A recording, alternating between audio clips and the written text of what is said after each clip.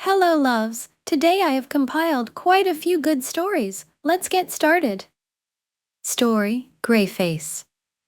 Tick, tick, tick. The sound of the clock ticking ran through the detention room. The room was dead silent, only filled with one other student and myself. The other student was sitting on the other side of the room, not paying any attention to me or their surroundings. I would take a nap to save myself from this purgatory, but the constant ticking of the clock ran through my brain like an alarm clock. Tick, tick, tick. I considered making conversation with the other student, but they didn't seem like much for conversation. They seemed around my age, 16 or 17, their short brown hair sat on their shoulders. The way they dressed and presented themselves made them look like your average innocent girl, but then we made eye contact. Her eyes were light blue, but they might as well have been scarlet red. They had a sort of fierceness in them that would make anyone shiver. I could feel her judgment crawl down my spine. I quickly turned away, not wanting to poke the beast anymore. I started to think about how I ended up here. I don't even remember, in all honesty, everything is kind of a blur. I know it was in the hallway, everything was normal, and then it was all red. I remember the rage, the hatred, and anger flowing through my body, any humanity in me drained away as I became a savage husk of anger. I think I hurt someone, but I can't remember. I don't think I want to. Finally, the teacher walked in to save me from myself. He was a tall man with a stern face. You could tell he's been dealing with troublemakers for a while, and he wasn't going to crack. His voice was deep and imposing. "You know why you're here," he said. "You're here because the school needs to punish you while they figure out if you're worth expelling or not." Expelled? I thought to myself. What had I done that set me up for expulsion? I could feel the memory trying to escape, but was unable to reach the surface. The teacher once again spoke. "You'll be here for a few hours. Exits are magnetically locked, with the main office being able to unlock them once your time is up. Your phones are in the office as well. You'll receive them once detention is over." The student next to me raised her hand. "Yes, Laura?" said the teacher, obviously annoyed. "How long do we have to do this for?" said the girl, presumably named Laura.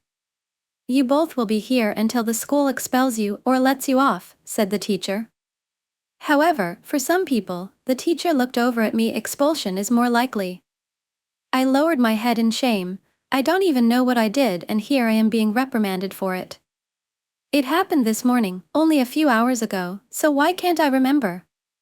Whatever I did wrong, it's going to cost me a lot.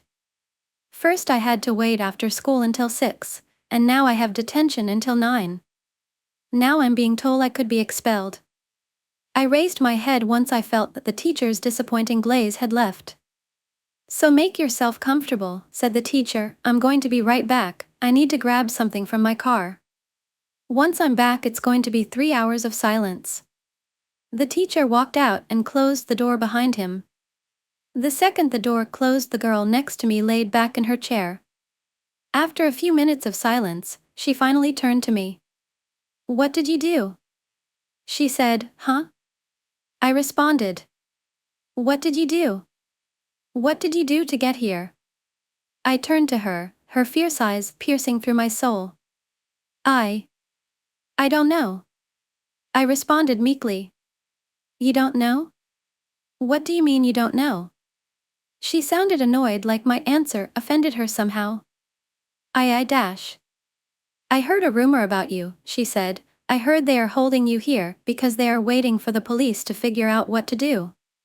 I looked at her, hoping to see that she was joking, but the intensity in her eyes said otherwise. "I also heard about what you did." Her eyes turned from fierce to straight-up hatred. "And if it's true, you're lucky I don't bash your head against a wall for what you did." With this comment, I stood up. "I'm going to find the teacher," I said. "The teacher won't save you from responsibility," said Laura. I turned away from her and began to exit the room when she let out one more remark. "You know, it's ironic, you didn't want to lose your friends to her. Yet you lost them anyway." I closed the door behind me. I felt sickened. Those weren't just empty threats. Those were real.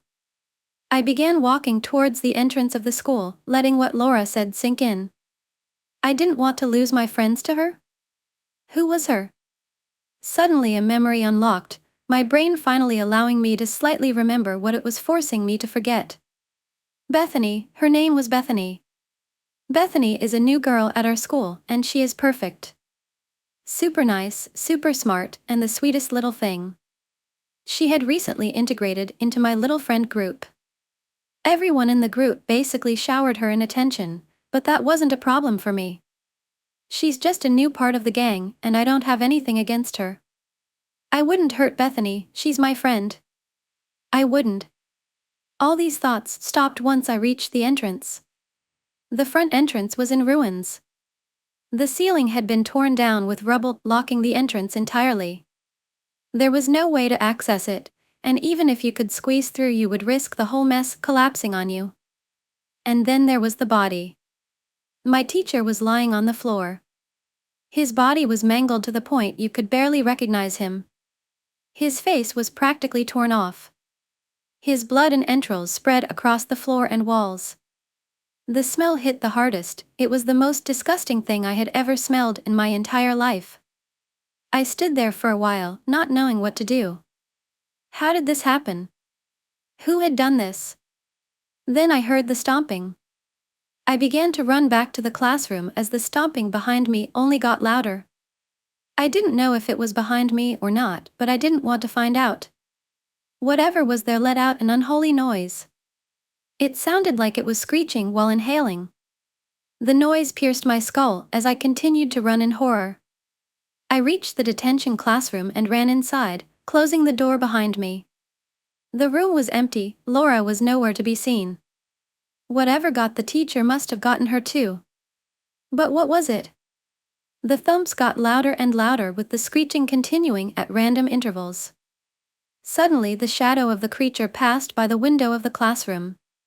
I couldn't see much of it, but I knew one thing for sure. It wasn't human. I waited for what seemed like an eternity until I felt as though the monster was gone. I opened the door slowly and peered out. The hallway was no longer lit up, the lights were completely smashed, all I could make out was the outlines of the classroom doors and lockers. I took a deep breath and stepped out, trying to be as silent as possible. My best move was to get to the office. The controls for the magnetic locks were in there, and so was my phone. I could call for help and unlock the magnetic doors, letting me leave.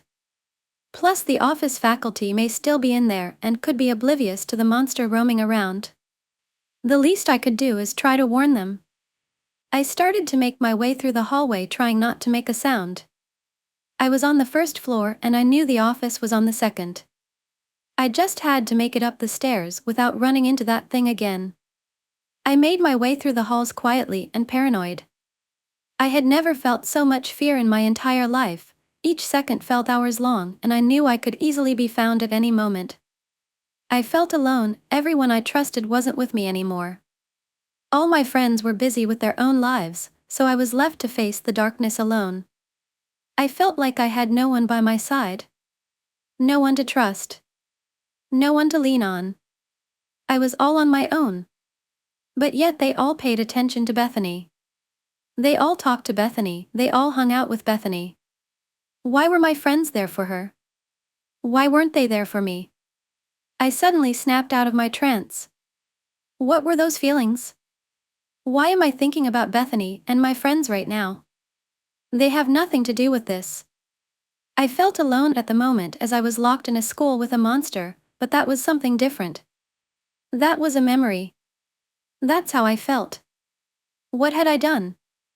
Before I could remember anything else, I saw it. It was staring in front of me at the other end of the hall.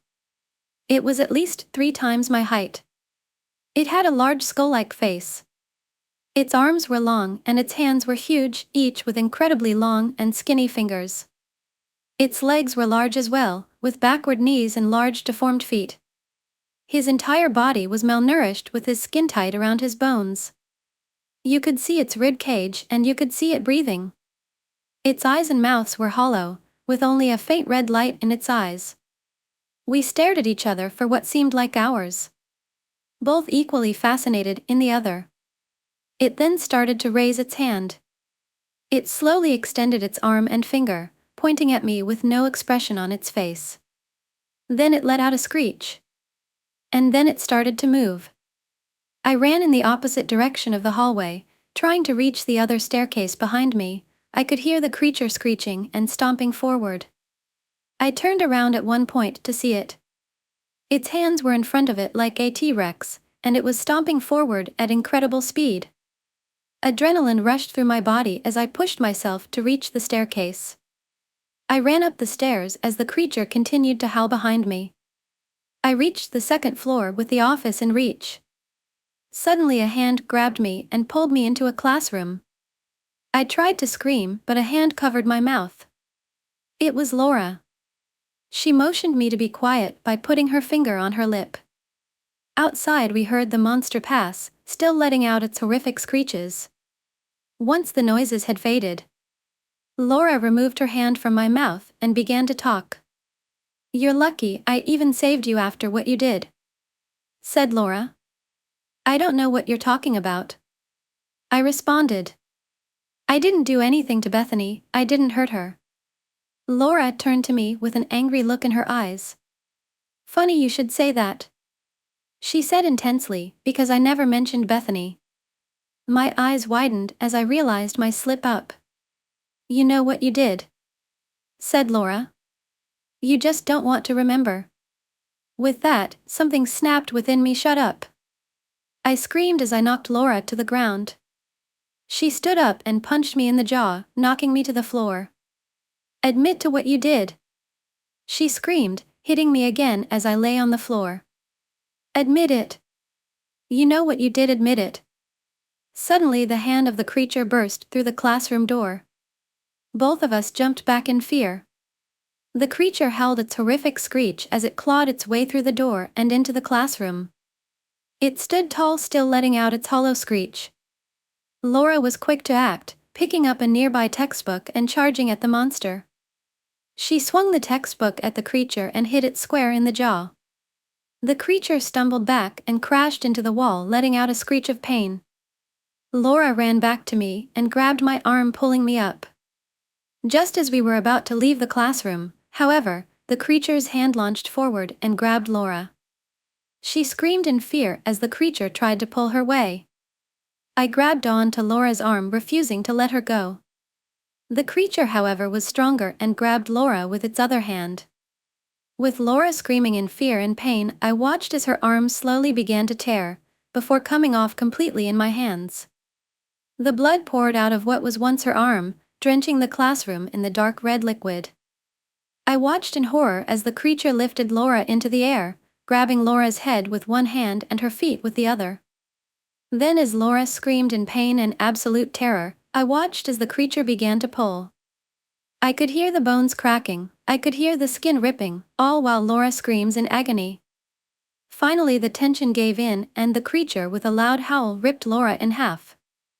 Her intestines sprawled out as blood and entrails began to cover the floor. Her upper half laid lifeless in the creature's hands, her expression still locked in a terrified scream. The creature, body in hand, let out a terrifying screech, and as I began to run out of the classroom and towards the office. I reached the office with the monster still screeching in the distance. I opened the door to find what I expected. The faculty were all mangled, with blood coating the walls. I ran behind the desk and first unlocked the magnetic doors. I then opened up the desk and grabbed my phone. I called 911 as I could hear the screeching getting louder. After what felt like an eternity, the line picked up. "Hello 911, what's your emergency?" "Hello," I yelled. "I need help, there's a dash shot." The monster's hands burst through the ceiling above me, causing me to drop my phone as I scream in terror. I ran out of the room without even thinking. I could worry about the police later, the doors were unlocked. I had to leave. I ran through the hallway as the monster attempted to claw its way through the ceiling in the office. I was going to make it. I was going to make it. And then I saw her locker. Bethany. Bethany's locker. I tried to avoid looking at it, but I couldn't. What Laura said rang through my head. You know what you did, you just don't want to remember. I tried to push the memory away. This wasn't the time. This wasn't the place. I looked at the locker again as I heard the monster screaming in the distance. I don't care anymore. I don't care if it hurts. I don't care if I die. I don't want to forget anymore. I want to remember. I remember the morning. I remember feeling alone. All of my friends were busy with their own lives, leaving me to face my darkness alone. I was sad, I was alone, I was scared. And then I saw her. Bethany.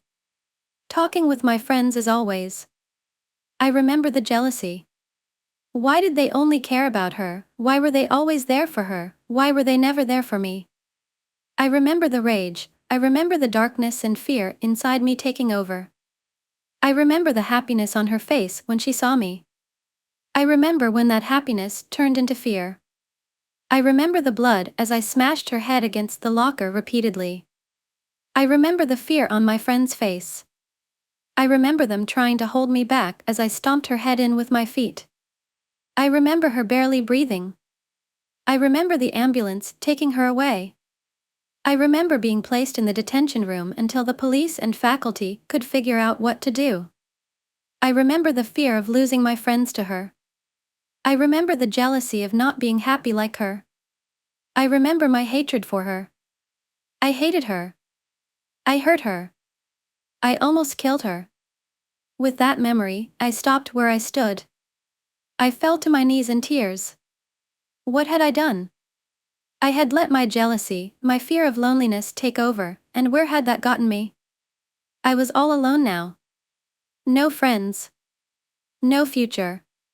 No hope. I could hear the monster behind me now, but I don't care. I don't deserve to live for what I've done. I deserve to die. The monster grabbed my shoulders and turned me around as it lifted me up. I stared at his hollow red eyes as tears flowed down my face. I'm sorry, Bethany. I'm sorry, everyone. I deserve this. The monster's eyes began to glow a brilliant orange. His mouth soon followed, filling with that bright brilliant light as he let out his howl. I stared at the lights, mesmerized by their brilliance. Then it went black. I woke up in a room with my hands tied to a hook on the ceiling. It seemed to be a boiler room. If it was the boiler room of the school or some other building, I did not know. The room was small, only containing a boiler and a drain on the floor. The drain was stuffed with what looked like flesh and feces. The walls around me are old and disgusting. The wallpaper peels in multiple areas. The room smelled horrible, the smell coming from the feces and rotting flesh in the drain. I looked around and saw other hooks with rotting bodies with their hands tied just like me. Suddenly in a corner, I saw it. The creature. It noticed me and slowly made its way over. I tried to move as it approached, but it was no use. The creature walked over to me and stood in front of me. I could feel its breath hitting my face. I wasn't scared to die, I wanted to die, why hadn't it killed me? Finally, I found the courage to speak. What do you want? The creature stared at me before extending its hand and caressing my face with its long fingers. Then it spoke, and its answer was more terrifying than anything I could have imagined. Friends. Story, horror of the mundane. It was a bank, the same bank, the unchanging bank that I always walk to do my job as a teller. I've trudged to this bank every day now for about 5 years, copying my footsteps which are ingrained into the muddy pathway. I took one step out of line, making a new footprint, a little painting of rebellion. I hated this morning, just like most of the rest. Rows of annoyed people trying to be done talking to me as fast as possible so they can get out of this building that none of us wanted to be in. I can never remember the person, but I recall clearly the same few expressions they bear. Barely suppressed annoyance, subtle hints of desperation, sunken eyes made containers for financial despair. All of these emotions resonated with me, as I experienced them myself, but it never brought me any closer to the clientele. Rather, our shared negativity made the bulletproof glass at the counter seem ever thicker. It was boring, actually no, it was agonizing. The constant repetitive work would have been made decently pleasant if I had access to audiobooks, or some form of a means to entertainment, but the constant interaction with people rendered me unable to dull the already indistinct. I just wanted something to end, to signify that one day was different from another. I didn't want to work at the bank. I could work in other boxes, but the excitement of novel packaging would be quickly overridden by routine and the consequences of a lower wage. Mr. Teller, can you see me? A client squawked at me.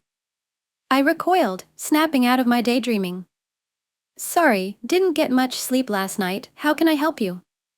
I responded in my rehearsed customer service voice. The client looked displeased with his wrinkles on his forehead, scrunched up in what resembled a contour map of a valley range. But there was something different about his demeanor. His eyes kept on darting around, not being able to focus on anything. His frown wasn't the usual frown brought on by the frustration of a forced hand, but the annoyance brought on by the anxiety of a looming threat. Like how you feel when a group member suggests something stupid the day before the exam project was due. The man clutched a piece of paper which he passed through the 10mm portal in the glass panel while saying, "Read this."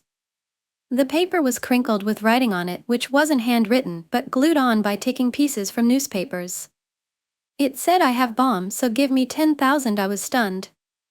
This idiot in front of me thought he could threaten me with an obviously fake bomb threat and a shabby letter? I nearly laughed. I had been trained once on what to do in these situations: press the emergency button and distract the criminal until police arrive, which would take a surprisingly short amount of time since they were stationed just up the street. So I pressed the button, but since I was so surprised and humored by this unusual situation, I made it quite obvious that I was pressing a button. I thought it didn't matter, but the criminal decided to prove me otherwise and convince me of the sincerity of his threat. So he threw a pouch from the bag he was holding into a queue the aisle over. The throw was followed by an exhilarating bang, and a small splatter of fresh red blood on the glass in front of me. Through the ringing of my ears and the shock on my eyes, I saw and heard people start running from the corpse-laden epicenter of new experience in my life. The fear I felt was to die for. People on TV describe events such as these with words like traumatic and horrible, and I'm sure it was for them, but this moment, for me, was my most reaffirming. Naturally, I quit working the bank the week after the event. I got a compensation package, but more importantly, I got on the news with an interview. I felt really guilty for not taking the threat seriously, but I was told that the guy was suicidal and would have detonated the bomb no matter what I did. In the end, days like that day ground my existence. After all, there is nothing like a tombstone to mark the remains of a stagnant story. Horror stories. Once upon a time, in a small town shrouded by misty woods, lived two young friends named Gabby and Jake. They were known for their daring adventures and insatiable curiosity. One fateful evening, they stumbled upon an ancient diary hidden in the attic of an abandoned house. Intrigued by the mysterious journal, Gabby and Jake began to read its haunting contents. The diary told a chilling tale of a malevolent spirit that had terrorized the town years ago. The spirit was said to possess its victims, driving them to commit unspeakable acts of violence before claiming their lives. Unnerved but fascinated, Gabby and Jake decided to investigate further. They embarked on a journey to uncover the truth behind the chilling legend. Armed with a flashlight and their unwavering determination, they delved deep into the heart of the woods, where the spirit was rumored to dwell. As they ventured deeper into the darkness, strange things began to happen. Shadows danced eerily between the gnarled trees, and whispers echoed through the still night air. Unseen hands brushed against their skin, and an icy coldness set shivers down their spines. The forest seemed to come alive, breathing with a malevolent energy. Gabby and Jake pressed on, their hearts pounding in their chests. They stumbled upon an old cemetery, overgrown and forgotten. Tombstones stood in solemn silence, bearing the names of those who had fallen victim to the vengeful spirit. The air was thick with an otherworldly presence, and the young friends realized they had awakened something dark and vengeful. Suddenly, a bone-chilling shriek pierced the silence, causing Gabby and Jake to freeze in terror. They turned to see a figure emerging from the shadows, a gaunt, twisted apparition with eyes that burned like hellfire. It was the vengeful spirit, hungry for their souls. With every step, the spirit grew stronger, its presence suffocating. Gabby and Jake tried to flee, but their legs felt heavy, as if shackled by invisible chains. Panic consumed them as they realized they were trapped in the clutches of an ancient evil. The spirit lunged at them, its grip tightening around their hearts. In a desperate act of survival, Gabby and Jake reached into their backpack and pulled out a small vial containing a blessed liquid. They had researched ancient rituals and discovered that the spirit could be banished with this sacred elixir. With trembling hands, they splashed the liquid onto the specter, releasing a blinding light that engulfed the forest. The spirit let out an agonizing scream, dissolving into nothingness. The darkness lifted, and tranquility settled over the once turbulent woods. Exhausted but victorious, Gabby and Jake made their way back home, forever changed by their harrowing encounter. They vowed to keep the ancient diary and its secrets hidden, protecting others from the malevolent spirit's grasp. From that day forward, the tale of Gabby and Jake served as a whispered cautionary tale, a chilling reminder of the dangers that lurk within the shadows, waiting for the curious and the brave to awaken them. Story: I am only a mannequin. Today I am standing in my usual place between the men's coats and the children's t-shirts. They opened the shop 1 hour and 27 minutes ago, but unfortunately time does not equal customers, which can lead to a somewhat boring day for me. The customers are allowed to enter and depart the facility whenever they please, but if I had it my way I would lock every single one of them in with me. Not specifically to harm, but more so to observe. Customers always stroll by me far too quickly for me to observe. This is troubling, but what am I to do? Nothing. For I am only a mannequin. New questions, lost answers. This is all that I am ever handed. I simply cannot comprehend what it is that these customers do. Do they hunt? I do not know. Do they eat? I do not know. Do they bleed? I do not know. Do they die? I do not know. For I am only a mannequin. Customers are a strange thing. I have not seen it, but I have heard that they trade in this facility. Trading? Is this what they do? Seems quite silly, but who am I to judge, for I am only a mannequin. Apparently they choose items that they desire at the time, then take these previously mentioned items to the beings who are not customers.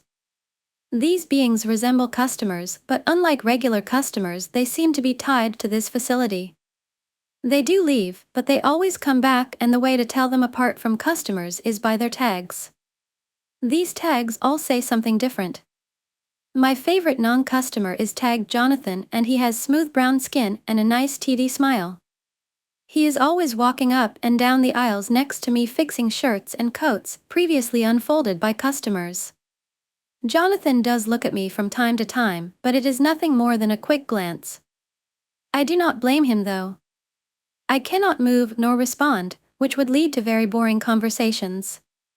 But what am I to do? For I am only a mannequin. I do not know if Jonathan likes me or not, but it does not matter much to me. All that matters is that Jonathan keeps coming back so that I may observe. Observe. Is this my purpose? Seems quite boring, but maybe a purpose can be boring. Jonathan and the other tagged customers' purpose appears to be rather tedious and dull. Fixing customers' messes and tending to their every need. Pathetic. But I cannot help but feel pity towards them. Some of them, that is. I do not pity the one tagged Zach. Zach has taken me apart and placed me into darkness many times. I do not like it when Zach takes me apart. It doesn't hurt. I just don't like it. I do not like seeing that I am held together by screws. But every time I'm dismantled I can't help but wonder if Zach is also held together by screws. It would bring me great pleasure to dismantle Zach. I wouldn't even bother putting him back together. But I don't think that customers and tagged customers can be put back together. One time not too long ago, I happened to see a customer missing an arm. I would have offered mine, but, of course, I cannot. For I am just a mannequin. I see various types of customers. Big ones, small ones, sometimes really tall ones. But, according to my observations, this does not matter to the customers as much as one specific thing. What is this thing? It appears to be color. So far the colors I have seen of customer have been various shades of brown and cream. It does not happen often, but on occasion a couple of customers of different color who seem to be unfamiliar with each other will critique each other's character based on said color. This is strange. They are all customers yet they still attack each other. Why? Do the colors evoke some sort of strong hatred whenever they are seen by a customer of a different color? This cannot be the answer because most of the time the customers get along no matter what color. It makes me feel warm. Not warm like the air conditioning in the facility, but warm like a bad kind of warm. Every time I think about how foolish the customers are, it burns me on the inside. If the customers make all of these clothes that surround me in different colors, then why is it so hard for them to accept customers when they are different colors? It burns me inside, but I like this feeling of warmth. It's somehow comforting to know that these beings can make all of this stuff that surrounds me yet still not be able to come together as one. It's pleasing to my very few senses to know that while they all throw away their pleasures and privileges, I can stand in my usual place between the men's coats and the children's t-shirts and observe as their world collapses around them. It gives me joy, and why shouldn't it? It's the only thing I can do. I can only observe. For I am only a mannequin. Story, I saw something I shouldn't have. For months or so ago, suddenly people started disappearing for no apparent reason. People I didn't know and someone I did. It was all over the news, and my family was panicking. I found his computer and discovered he had a hidden link in his note app. I clicked the link, and it flashed a lot of green, and the screen filled with these weird, almost indescribable symbols that never stayed the same and just went black. It freaked the hell out of me. I showed my parents, but when I opened it, it just took me to a Google page. Later that night, I went to my room and watched TV, but I noticed my computer screen turned on even though it was in sleep mode. I freaked the hell out because I watched my mouse move across the screen, open my notepad, and it seemed as though someone copied and pasted a link in my notepad. Someone hacked my computer, and I was about to just toss it out the freaking window, but alas, curiosity killed the cat. This is where things get really unbelievable. I clicked the link, and the symbols showed up again, but this time they formed what looked like an image of my brother who had disappeared. It was strange because it was an image made with symbols, so it looked like a painting of a madman. But it started moving. My brother started moving. The images shifted in ways that made it clear it was live. It was almost like a filter over the screen or something. My brother said, "Why didn't I pass?" I should have passed, which shocked me because I didn't expect him to speak. I freaked out and went to grab my parents, but just before stepping out of my door, everything went black like I had sudden tunnel vision. I felt myself falling even though I couldn't see, and when I hit the ground, I wasn't in my house anymore. I was in some white room, like everything was made with bioluminescent marble or something of the like. I started to panic and spun around, but when I turned back around, there was a man, if you could even call him that.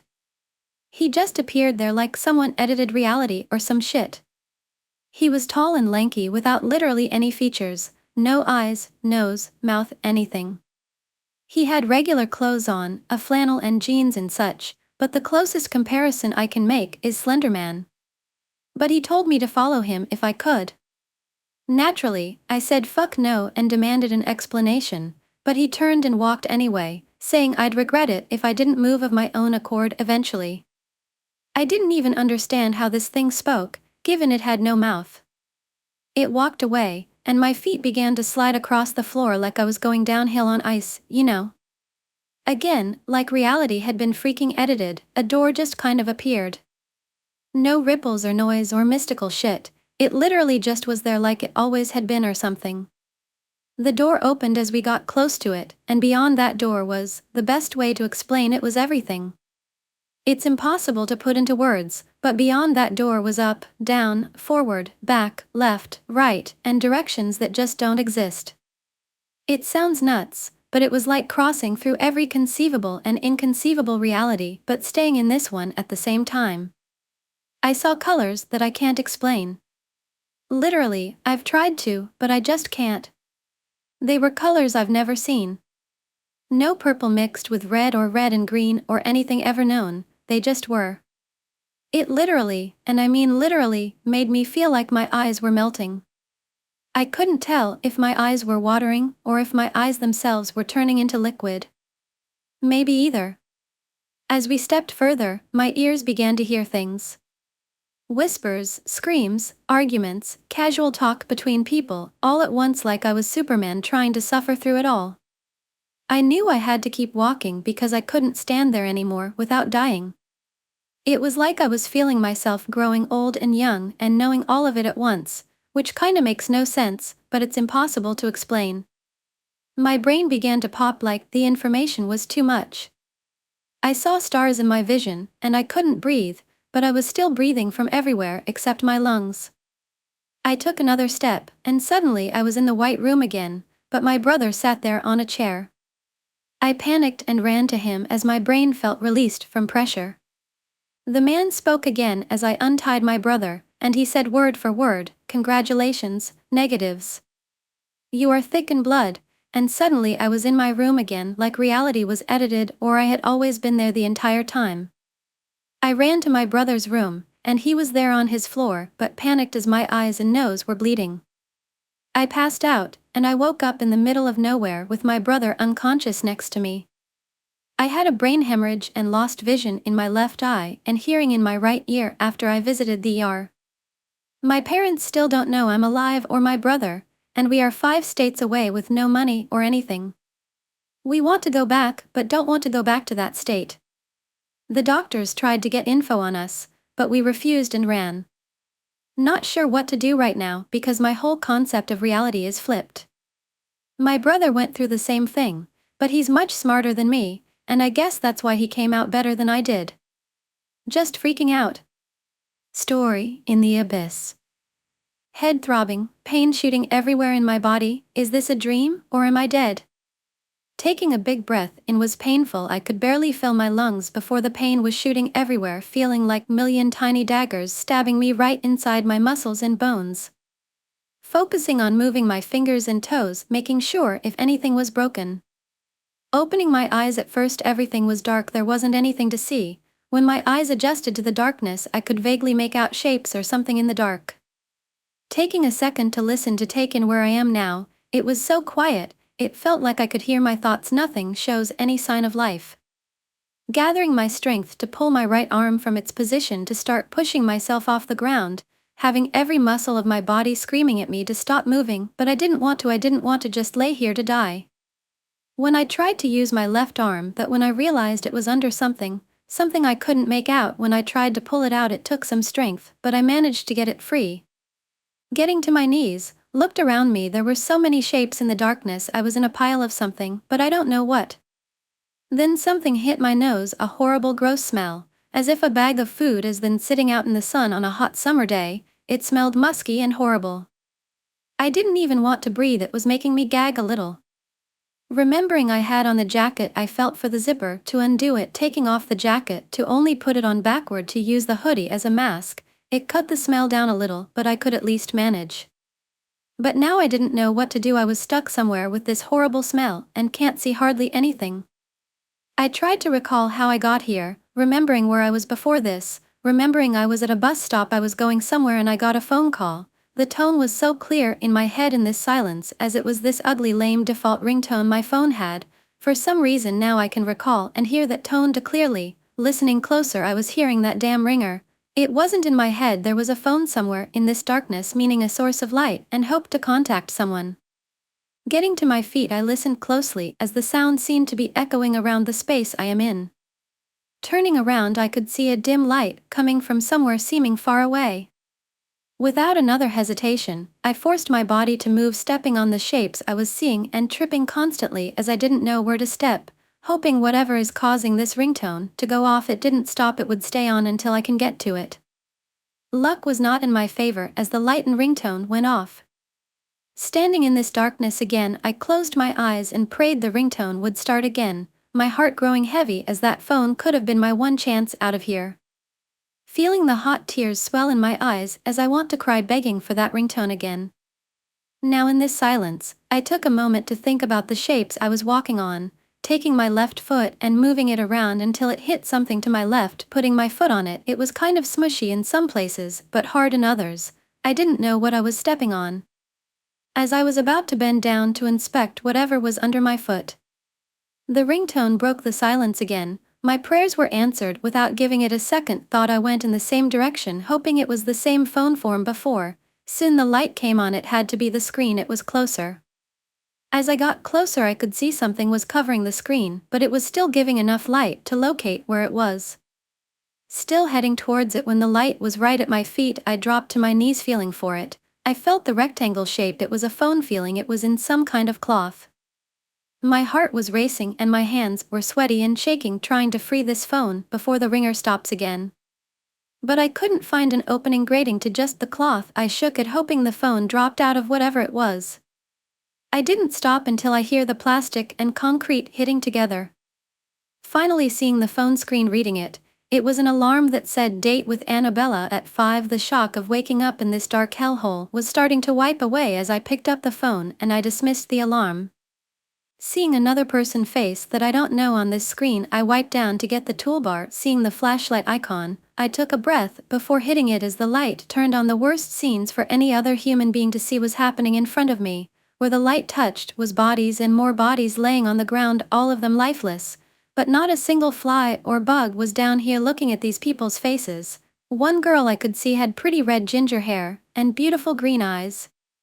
Her skin looked so warm. Still, I reached out, touching her forehead. There was still a little bit of warmth in her skin. I could feel my whole body tremble. My eyes burned with tears as my throat ached.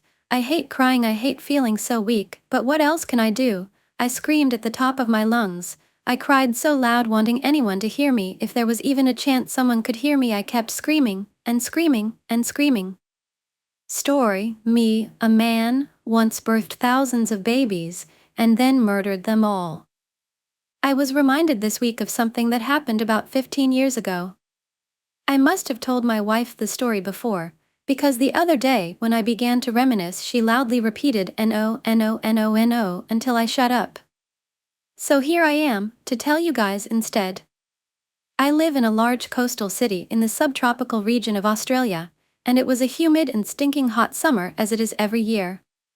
One night, my friend and I decided to escape the oppressive heat of the suburbs and drive to the bay to get some of the evening sea breeze, and maybe catch a fish or two for dinner. I cast my fishing line off a rock wall by a creek mouth, and my friend clambered around on the rocks with her knife eating oysters. There wasn't much of a breeze after all, but there was some moonlight and everything was peaceful on the slack tide. The bay here isn't one of those beautiful sandy beaches Australia is well known for. Sheltered by islands and with a large river feeding the bay with sediment, it's a region of mudflats, mangroves, and coastal wetlands. And quite naturally, billions upon billions of walking, crawling, flying, biting, blood-sucking insects. I'd applied insect repellent that night, but a cloud of mosquitoes and midges hung around anyway. They will prod and probe, looking for any chink in your armor. Any exposed flesh missed by the repellent is fair game to these tiny mongrels. I was getting bitten a little bit, but nothing unbearable, and then I felt a sharp pain between my shoulder blades. That's no mosquito. I swatted at my back, but the bite was right in that place that's hardest to reach, between the shoulders. The bastard had bitten me through my shirt, so I tugged at it and I felt a tiny weight lifted from my back. It must have been there for a while without me noticing, drinking my precious blood. I spun around, and in the moonlight caught a glimpse of some winged monstrosity lazily flying away. The pain from the bite was already fading, so I was relieved that I hadn't been stung by something venomous. There are some big blood-sucking flies around sometimes, so figured it was one of those. I didn't give it any more thought and went back to fishing. After some time, my friend dropped me home empty-handed. I both love and hate fishing. A few days later, another hot and humid day, I woke up badly hungover at around 10 a.m., and it was already over 30 degrees Celsius. Having slept in just my undies with no covers, I was sweaty and sticky. Head pounding, blurry vision. Was it possible to feel worse than this? Yes, it was. I was covered in spider webs. My half-dead brain instantly fired up all the neurons it could muster. There might be a spider on me, on my back.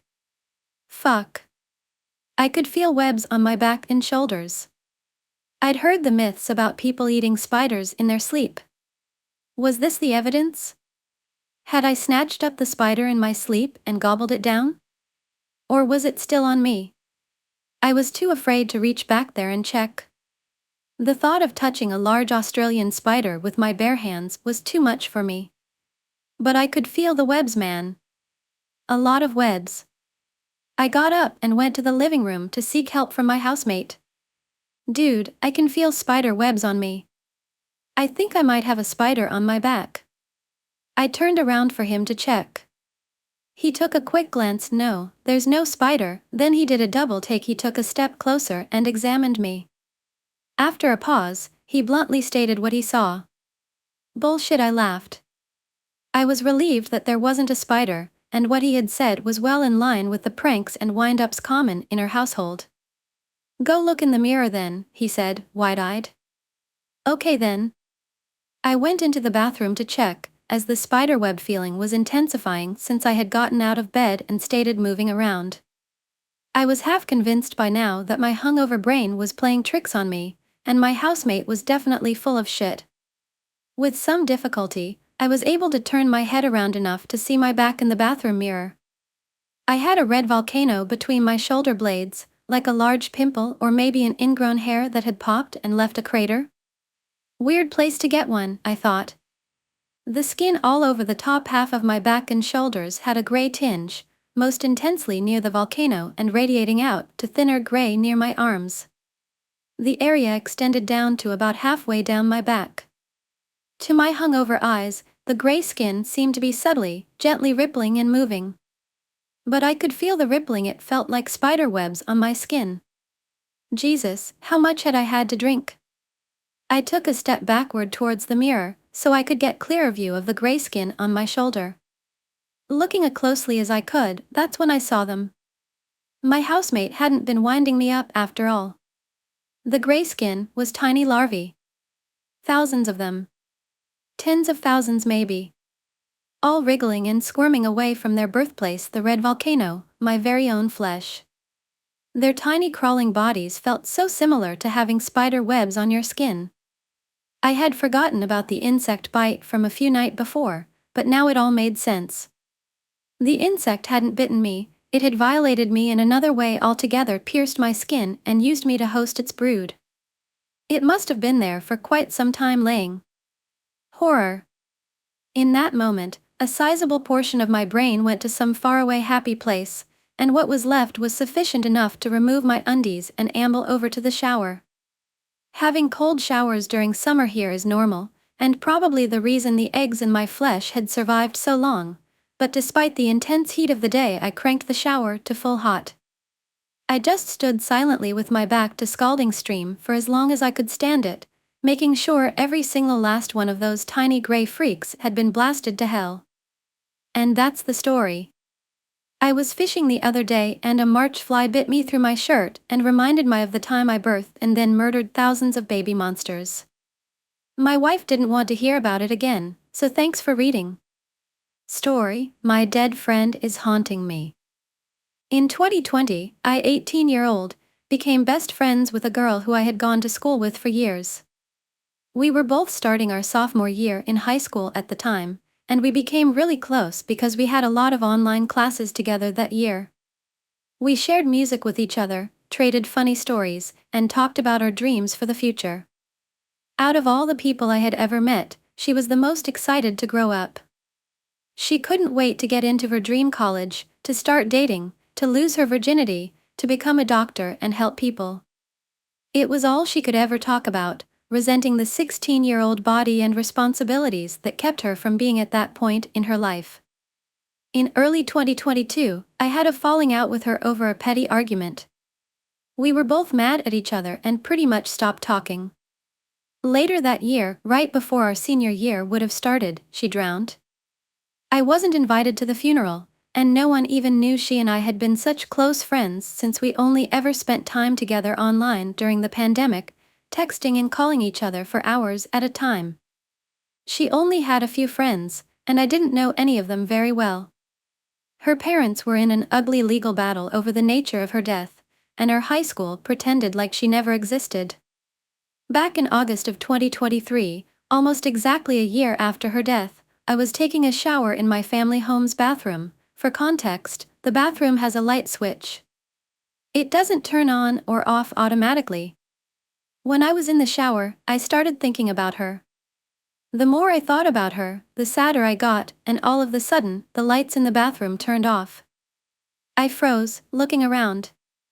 No one had entered the bathroom and turned off the lights, and it wasn't a power outage because I could see the light from our hallway through the bottom crack of the door as well as the light from my brother's electric toothbrush charger still on inside the bathroom. After about a minute, the lights turned back on. A couple days later, I was thinking about her again driving home from work in the early afternoon.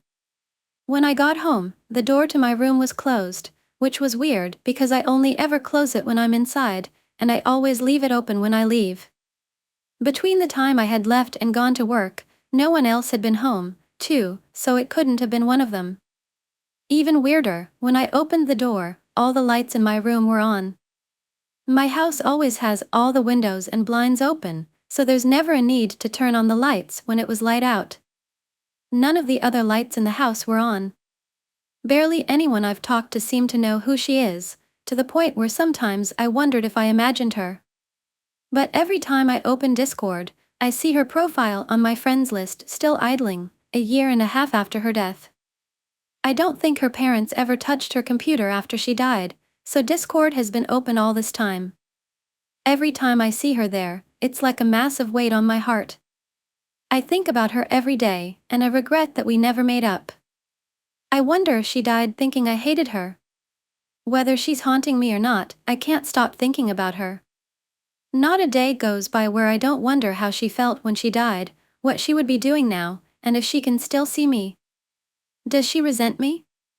Did she die resenting me? I guess I'll never know, but I hope that I keep remembering her forever so that no one forgets her. I hope that if she is haunting me or watching me and messing with me, she knows I'm sorry. Story: My encounter with a black-eyed child. I know what you might be thinking, she's just trying to get likes. Well, you're wrong. This is true, and it happened to me yesterday night. It was a little past midnight, so I guess it was this night, and I had woken up to a banging sound on my door. But before we get to the scary stuff, let me tell you what black-eyed children are. Black-eyed children are children with pale skin and black eyes. Not just the pupil that is black, their eyes are all black, no whites or anything. Just black. They go to houses or cars and bang on their windows or doors. When you open it, they will ask, "Can I come in?" But, whatever you do, don't let them come in. They usually appear in a group of 2 at night so no one can see their eyes. They will look like completely normal innocent children who are lost and need to come in. If you let them in, then you will experience bad luck for the rest of your life, and there is absolutely no way of getting rid of it. So anyway, back to the story. I woke up to the sound of loud banging on my door. My parents were out voting, and my sister was still asleep. I went downstairs quietly so I wouldn't wake my sister up. I had cameras, but I decided not to look at them. When I looked through the little peeping hole on the door, I saw children. They didn't look quite as normal though. The little boy, around 8 years old, had these weird shoes and outfit that someone in like the 40s would wear, or just in the 1900s. The point is he dressed old-fashioned. The girl, around 6, did not look so better. She had this haircut that a woman would wear in the 90s and an outfit that a woman would wear in the 70s. Besides that, they looked perfectly normal. Are you lost? I asked. Our parents will be here soon. They both said in unison, do you need anything? Can we come in? Right away I knew that something was off about these kids. Not just the fact that they were dressed weirdly, but the fact that their voices were off. They had voices that number 8-year-old or 6-year-old should have. I suddenly felt dizzy and I knew that something demonic was in these kids. If your parents are almost here, then can't you just wait out here? I asked. It was a perfectly sweet neighborhood and not a robbery or anything had ever went on. I never even ever saw a shady person walk around here. Can we come in? They asked once more. But, this time, they weren't asking. They were starting to get angry. No, you may not. I yelled. I know this sounds bad that I am saying that a little kid that's lost can't come in my house, but there was something off about these kids. That yell woke up my sister and she turned on the light, which helped me see that these kids had black eyes. I screamed and shut the door in their face. My sister asked what was going on and who was that and why I yelled. I told her to just go to bed and don't worry about it. She did as I asked. The kids eventually left, but they did do some damage to my house when I shut the door. They ripped some plants and they cracked the window. Later that night, I did some research on them and I found out that they can only come into your house if they get permission. I also found out that it's the same with demons. Like if you summon them and play spiritual games and stuff. If you moved into a house and they were already there, then that's because someone else previously allowed them in or the place was abandoned. There is a slight chance they will come back soon and I'll be ready. When the kids left, they went into a black car with 2 tall dudes in suits. Just remember, if you ever see a kid with black eyes and pale skin coming towards your house or car, don't let them in. Story, Night Walker. As the day comes to an end on Spring High School, 2 boys, John and Paul, were exiting the front gate. The boys were heading to John's house to hang out, have fun and play video games to celebrate the final day of school. As the night went on, the boys had more and more fun, happy that summer vacation starts the next day. As the final light gets snuffed out by the dark of the night sky, putting an end to the day, the boys tell each other ghost stories. One of the stories catches Paul's attention, cause the story John told was about a dark 6.9 red eyes, white teeth man. Paul stared at John with a terrifying look on his face. John notices the color running out of Paul's face. John reaches over to shake Paul to see if he was all right. John shook Paul 3 times to snap him out of it. Paul raised his head and asked John in a terrifying, fearful voice, "Where did you hear that story from?" Paul and John became friends over this past year, so they don't know that much about each other's past. When John told the story, terrifying and violent memories, John looked surprised and with a confused look he replied, "One of my old friends told me and found it off the internet." Why? Look like you seen a ghost. Paul thought to himself the ghost would have been more fun to miss with him, but no. Paul looked at John and told him everything. How the story his old friend told wasn't just a story but real. Paul continues by saying the last person that hears has to tell it to another person by midnight. John looks at Paul with concern and with a little fear in his voice. What happens to the person who heard it last but can't tell the story after midnight? Paul raises his head with a serious, frightening look. Paul said, "Goes missing and appears as a corpse." The room was dead silent, not a word was said. You can even hear the mosquitoes tapping on the window, tap tap tap. Then a loud alarm from John's cell phone ripped through the silence. John grabs his phone to shut off his alarm. John takes a second look at his phone, and he notices the time. John looks up at Paul with a dreadful look.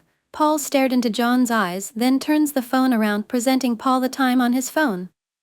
The time read 11:15 p.m. Paul's eyes widened when he saw the time. Paul grabs his belongings to run out of John's house, but John stops him and yells out, "What now?" Paul replied, "There is something I left out. If I make it home before midnight on my own, I see another day." John looked confused and spit out, "Explain," but the short version. Paul replied, "If the last person that heard the story can't find another to tell it to anyone, the only safe place is that person's home." John looked at Paul and yelled, "Well, what are you waiting for? Go, get out, go home." Paul grabbed all of his belongings and ran out of John's house. I ran down the street as fast as my legs could take me. I felt the exhaustion kicking in and collapsed to my knees as my hands slapped the ground. I took out my phone and glanced at the time. 15 minutes till midnight. I don't have enough time to make it home. What do I do? I raise my head to see there's a park on my left-hand side. I tried to avoid all parks in fear as I stood at the entrance looking at the park. It barely has any lights working. In the darkness, it looks like a dark figure standing along the way. I have no choice but to cross. As I'm crossing, I hit the middle of the park, the most creepiest area where I stand. In the middle of the park, the silence surrounds me. Not even the breeze of the wind made a noise.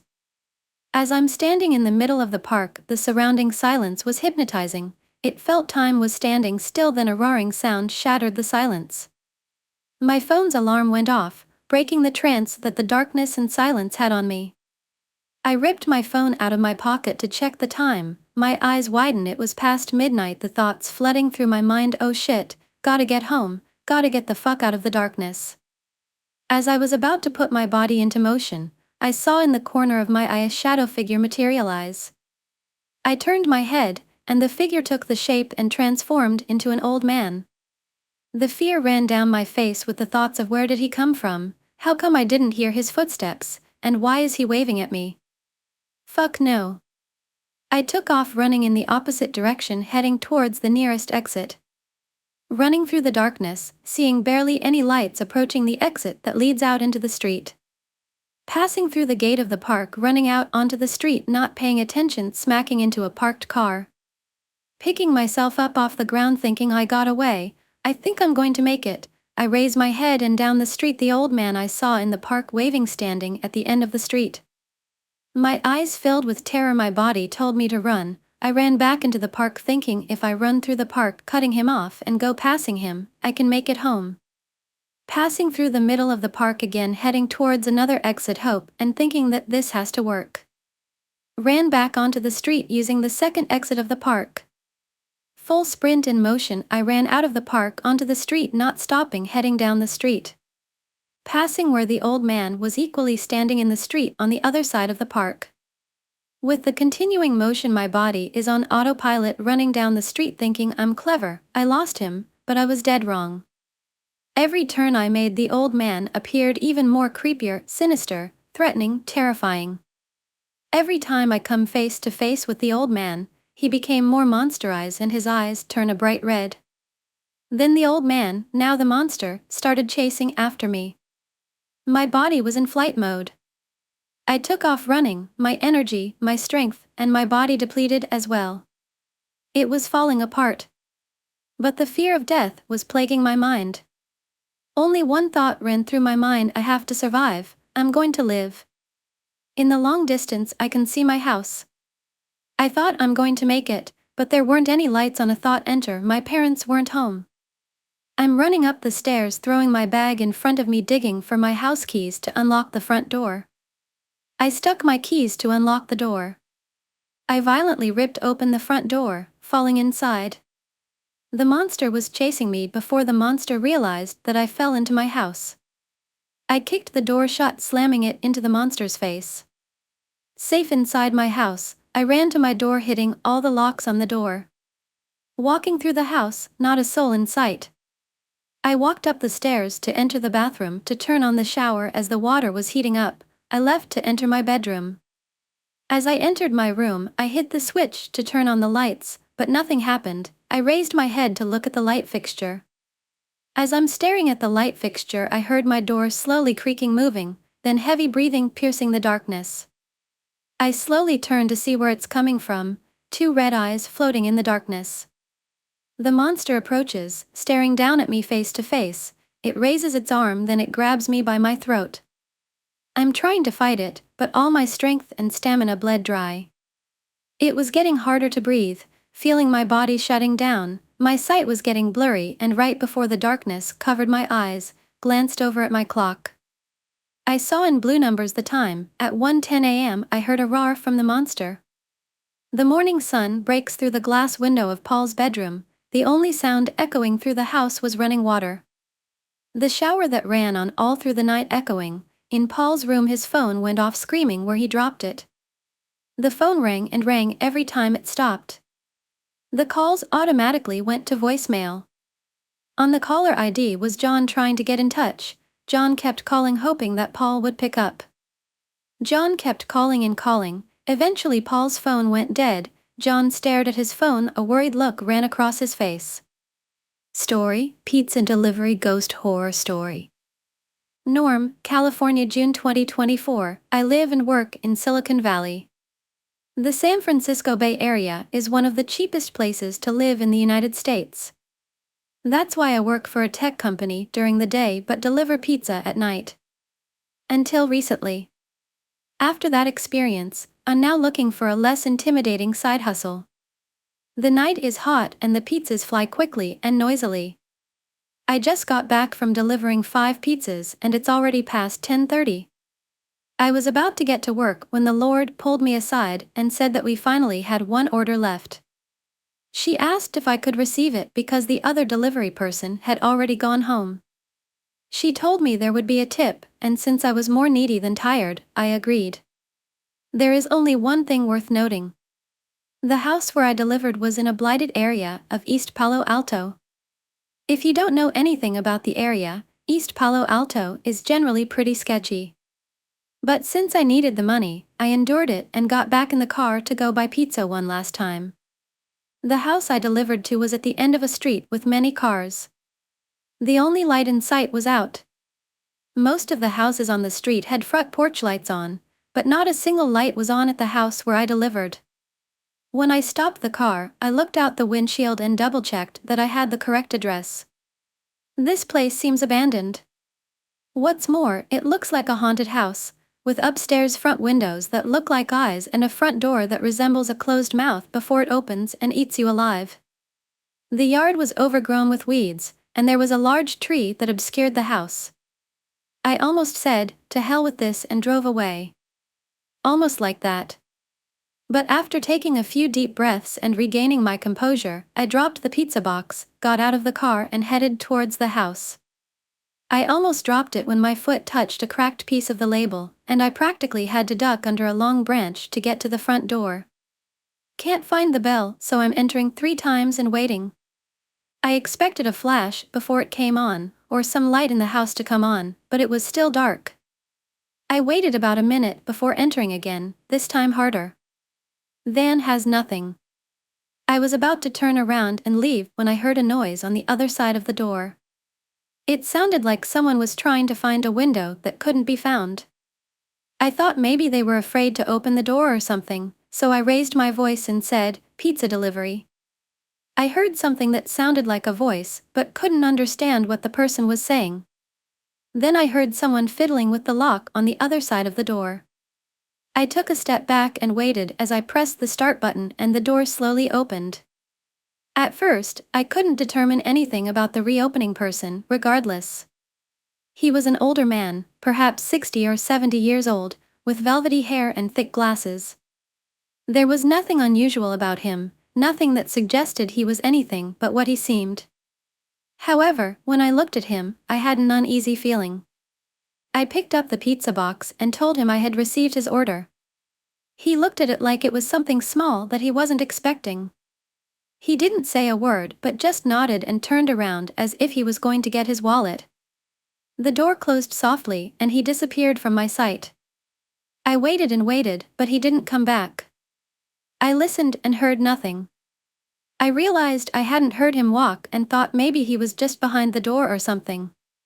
As I get richer and richer, I try to take my head out to look inside. I saw something outside in the darkness, so I decided to take gentle measures inside. I said, "Hello." But there is no answer and noise. In the end, I lost the fight so much that I opened the door and called again. I found a completely empty front apartment, without even any furniture. It was completely dark, and I couldn't see any further. I listened for another minute before a sudden feeling of fear entered me, and I slowly backed away. The house is completely empty. No noise was found. I finally had enough and turned around, almost hitting my head on a low tree branch, and almost ran to my car. I didn't look back once to see if there was any activity in the house, and I threw the pizza on the passenger seat and got the hell out of there, not sure exactly why I was so scared, but just in case. Top of your abilities. I was angry when I brought the pizza back to the restaurant. She asked me why I didn't call the number on the order to see if I was calling the wrong house, and I admitted that I hadn't even thought of that.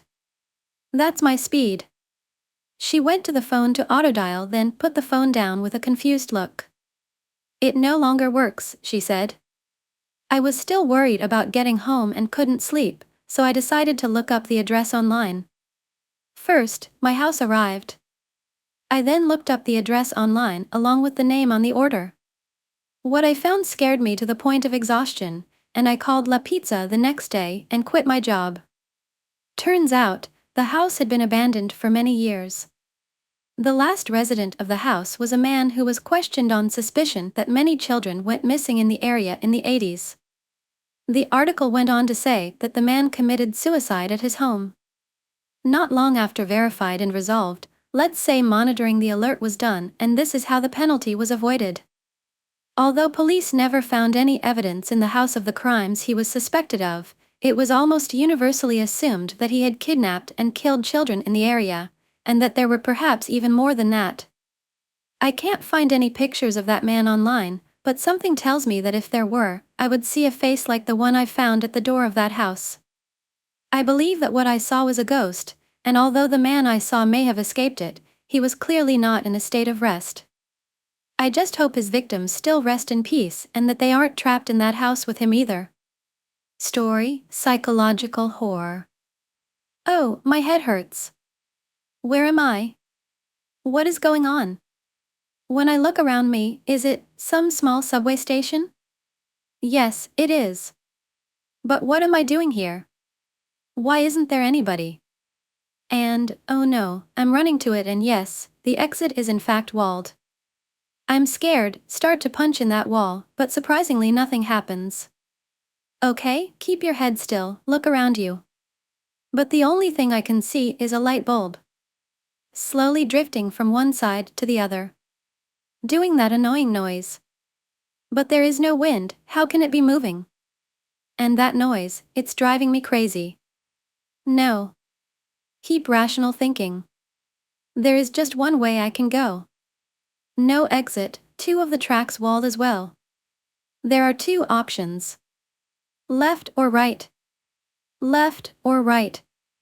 There is black darkness in both of them. I'm scared. What do I do? I go in the left one. No, I can hear something and run headlessly back. Okay, just breathe. Now I'm going in the right one. Everything seems good so far.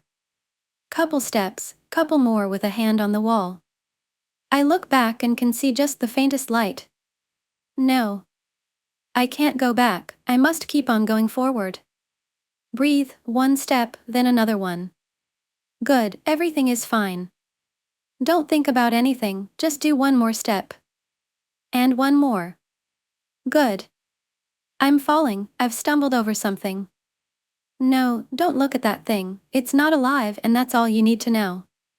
God, did I hear something? No.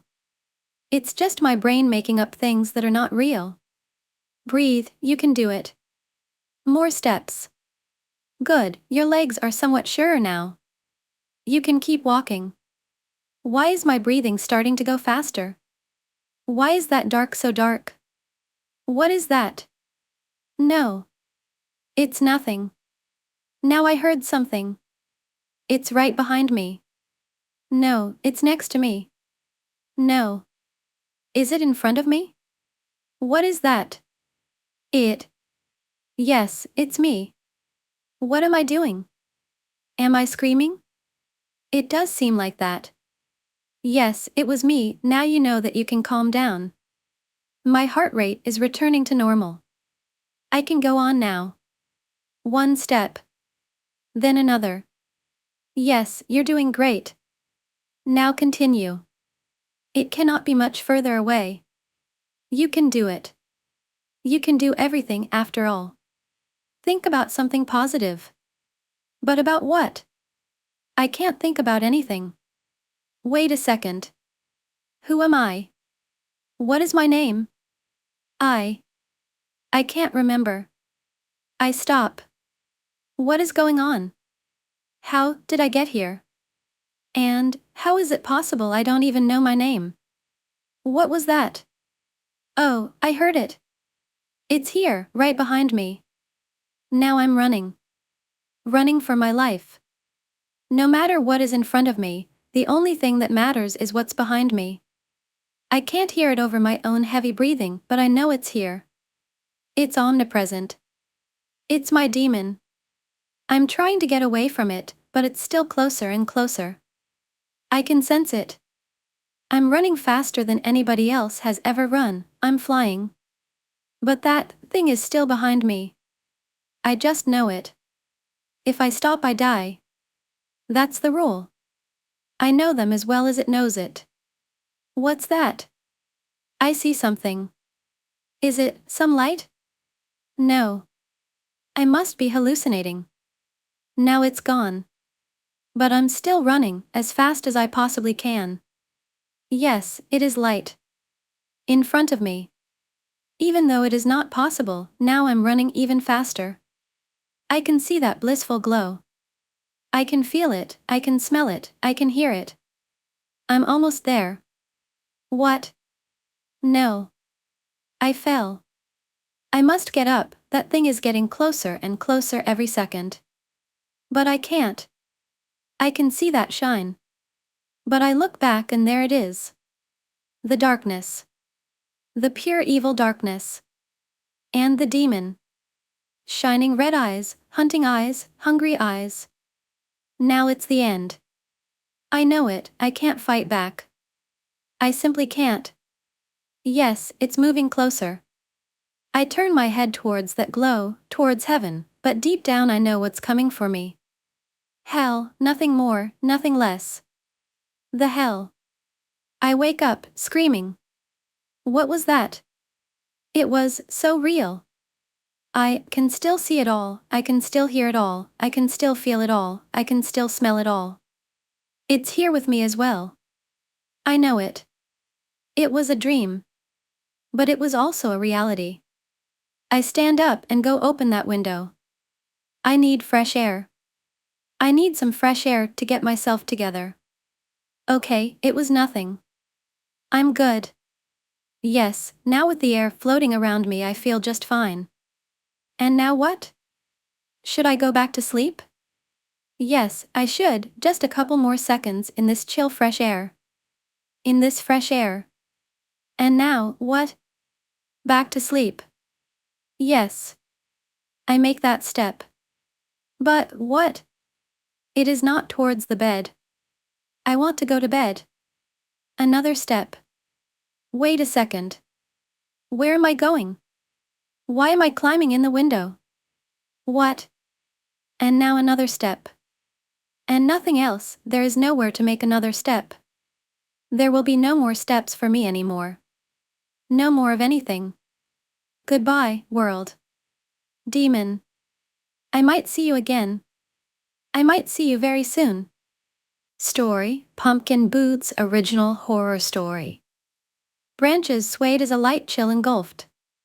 No one was visible to the eye, but you could hear people faintly. It was Halloween night, and most were out having fun, except for 24-year-old Sarah Linnick. She sat within the confines of the bus stop shelter, which resided on a short rural road. She had just finished her 8-hour shift at the local petrol station, a mile's walk from the bus stop. Sarah's brunette hair flickered gently, her left foot tapped repeatedly. The bus was 5 minutes late. She glanced down at her phone, 9:05 p.m. She sighed, rolling her big brown eyes. This was the third time this had happened within the week. All she had to keep her company was the orange leaves that scattered the ground, and the pub that resided half a mile away. The whistling air brought her just a smidge of comfort. Sarah turned her head left to see a car driving in her direction. It beeped its horn and gradually slowed down. The driver's window lowered. "Hey, fancy a lift?" Love, the girl shouted as she and her friend in the passenger seat giggled. The driver was dressed as a nurse, and her friend a slutty clown. It was pretty clear both were under the influence of something. Alcohol? Drugs? Both? It was hard to tell. Oh, never mind then, the driver laughed as she slammed her foot on the accelerator. Not even so much as giving Sarah a chance to respond. The fumes from the car cornered her in the bus shelter. Idiots, Sarah said under her breath. A part of her envied girls like that. She so wished she could be as carefree as them, but it just wasn't in her nature. She hated the fact that she was so sensitive, so insecure. Her negative opinion of herself had been holding her back for most of her life. Sarah was completely unaware of her attractive qualities, and what she was capable of bringing to the table. It had been a rough couple of months, breaking up with her boyfriend of 5 years, along with financial struggles and toxic family drama. Sarah's life was in a mega rut, and her head was firmly planted in the sand. Sarah's eyes closed. The environmental whispers amplified. She took a deep breath, her eyes opened upon hearing a chirp from her phone. Happy spooks, brat. Don't be too boring tonight. The text read from a contact named Brodeni. She replied. Fuck you buck teeth LMAO. Sarah's ears picked up on relentless crunching. Her eyes darted right, a man approached. Silver headphones with minuscule wear and tear rested on his head. Plastic full-rimmed square glasses covered his blue eyes. He was casually good-looking. Textured navy zip-up cardigan, slim-fit black chino trousers, and a very peculiar pair of boots. They were obnoxiously orange, having a similar texture to that of pumpkin skin. A visual not so easy on the eye, however, Sarah couldn't look away. She had never seen such an unusual pair of boots. She almost respected the ballsiness to even wear them out in public. The man entered the shelter, sitting down on the bench. There was a reasonable gap between he and Sarah. She could mildly hear the song that played in his headphones. It rung a bell for her, but she couldn't quite remember what it was. The man turned to Sarah, she quickly looked away. She felt slightly uncomfortable knowing that he was now looking at her. The man then focused straight ahead, sliding the headphones down his neck. He began running his fingers thoroughly through his dark brown, Ivy League hair. Late again, huh? He said out loud. Sarah acknowledged his comment, turning. Oh, never mind us, freezing our arses off. Sarah laughed. Well, to be fair, it's not that cold, but still, he continued. Sarah half smiled while nodding her head. Nick, he said, going for a handshake. Sarah, she replied, awkwardly reciprocating. So, have you been waiting long then, Sarah? Long enough. I assume you're on your way home from work? You assumed right, Nick. I work the night shifts myself. I suppose there are worse jobs than wandering around a mostly empty warehouse. Sounds fun, Sarah said. It has its perks, laughed Nick. What do you do, Sarah? Just as she was about to answer, they were both distracted by 2 men wearing matching demonic skull masks, driving motorbikes. Yeah. It's Halloween YA cunts, yelled out one of the riders. The motorbikes then sped down the road. The men screamed at the top of their lungs as they both did wheelies. Don't you just hate vermin like that, said Nick. Vermin is a bit strong, but, yeah. Sarah responded. Grown arsemen, acting like snotty teens. It's fucking embarrassing. Pathetic. Sarah couldn't have agreed more. Nick appeared somewhat flustered. I've been dealing with people like that my whole life. They sicken me, fucking sicken me. You shouldn't let them get to you, you know, Sarah said. I know, but they just frustrate me so much. Like, who do they think they are? Nick sighed, a few seconds of silence then passed. Anyway, he said, motioning his hands. Like I was saying, where do you work, Sarah? At the petrol station just up there, she pointed. I know the place, it's seen better days. Do you actually like working there? It pays the bills, so, I get ya, Nick said. I'm just gonna say this, and you can tell me to fuck right off if you want to, but I think you're too bloody pretty to be working at some petrol station. Sarah's eyes fluttered, her cheeks flushed. Oh, shut up. No, I'm serious, I mean, you're a sort, Sarah. Sarah shook her head, laughing. It's true. Nick laughed back. In that moment, both made heavy eye contact. Sarah couldn't help but be captivated by this mysterious man wearing the ugliest pair of boots she had ever seen. You're quite the charmer, Nick. Well, when you've practiced as much as I have in the mirror, well, you become quite the pro. Why, thank you, Sarah. I do appreciate it. Both continued to laugh at what now had become a ridiculous conversation. Then, familiar sounds returned. Faint screaming emerged from the distance, the masked men were approaching. Here we fucking go, mumbled Nick. Oi. Danny. The fuckers are still here, the secondary rider said. The front motorbike reduced its speed, eventually coming to a full stop. The other did the same. The front rider wearing the black and yellow leather jacket removed his mask. His buddy in the brown body warmer opted to keep his on. You still waiting for your bus? Fucking hilarious. Maze, this is too sad, laughed the man in the brown body warmer. Fuck it, let's get to know the cunts, Danny boy, said Maze. Nick stared daggers. What the fuck are you looking at, Specky Four Eyes? Nick didn't budge. Maze unzipped his jacket and threw it at his motorbike. I said, what the fuck are you looking at, he said, shoving Nick's forehead. He then ripped the headphones from Nick's neck. He dropped them and proceeded to stomp rapidly. You like that, huh? You like that fuckface, laughed Maze. I hope they weren't a fortune, mate. Danny approached Sarah. Well, aren't you a little fox, he said, licking his cracked lips. Fuck off, said Sarah. Danny grabbed her by the forearm, smirking as he did so.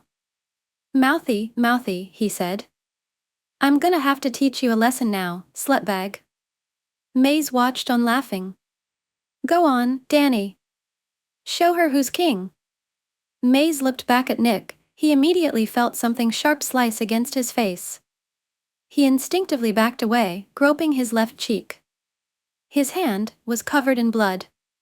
Nick held a black-coated pocket knife. Beyond the lenses, his eyes displayed a look of harmful intent. Mace chose to keep up the tough guy act. Come on then, Specky, he roared. Danny rushed toward Nick, he got a knife in the stomach for his troubles. Nick yanked the knife out of the gut. The cunt stabbed me, Maze. He fucking stabbed me. Danny cried as he dropped to his knees. Sarah looked on, big-eyed. Maze moved forward with no common-sense thought. Nick pointed the knife at the oncoming, it pierced right into Maze's chubby Adam's apple. Both hands clutched his neck. He stumbled backward and collapsed onto the leaves. Nick sauntered toward him. He stood over Maze. Blood poured out between his fingers. His eyes were draining of life, and fast. Nick began penetrating the flesh of Maze. No part of him was safe. Sarah winced with each stab. She looked away, but her ears continued to absorb every sound of flesh being violated. Nick stopped upon realizing stillness had overcome Maze. He turned his attention to Danny. Please, he screamed, guarding his wounded gut. I fucking beg of you. Leave me alone. Please. Nick removed Danny's mask. He grabbed him by his shaggy, dirty blonde hair and positioned him to face Sarah. I dare you. Dare you to call her slutbag again. I fucking dare you. I'm sorry. I'm fucking sorry. Didn't quite catch that, Danny. Say it louder. Go on. Say it. Say it. I said I'm sorry. Please. Tears flowed from Sarah, she was frozen. You people make me sick. Nick whispered in Danny's ear. He released his grip. Danny fell face first at Sarah's feet. "I'm sorry. Please, help," Danny muttered. Sarah let out a deafening scream as the knife plunged into his back. Nick's face was beaming. Sarah's body shivered at the sounds of Danny's cries. His vocal performance getting weaker and weaker. "Now who's the cunt? Huh? Huh? Tell me, who's the fucking cunt, Danny boy?" screamed Nick. The knife entered Danny's back again, and again, and again. Mercy didn't linger anywhere near here. Nick grabbed him by the hair and propped him up to face Sarah once more. The blade found its way in front of Danny's throat. It pressed itself against the skin. His eyes vibrated weakly. "Please, please," said Danny in a barely passable voice, "then, slice." Danny gasped, he shook, but then he collapsed once again at Sarah's feet. Nick turned his head. His eyes closed. Silence hovered over this massacre. "Why can't they leave me alone?" Nick whimpered as he put the bloodied knife back inside the inner pocket of his cardigan. "All I want is peace. It's all I've ever wanted." Nick stared back at Sarah, teary-eyed. "When will it ever end? When? I'm fucking tired." Nick wiped the tame tears away. He glanced downward. He dipped both palms into a mini blood pool. Nick entered the bus shelter and approached the frontal glass. He leisurely smeared its appearance with redness. Nick stood back, gripping both sides of his neck, and chuckled. "I just have to laugh at it all. Do you know what I mean? Like, what else can I do?" Sarah's bottom lip quivered. "Are you okay, Sarah?" Sarah couldn't look him in the eye. Her vision was firmly locked on his hideous boots. "I understand, I really do," Nick said. "People like you and me were just meant to suffer. It's not fucking fair. Nothing about it is fair, but that's just the way it is, I suppose." He tittered. "That's just the way it is. Bye and see you again in the next videos and stories."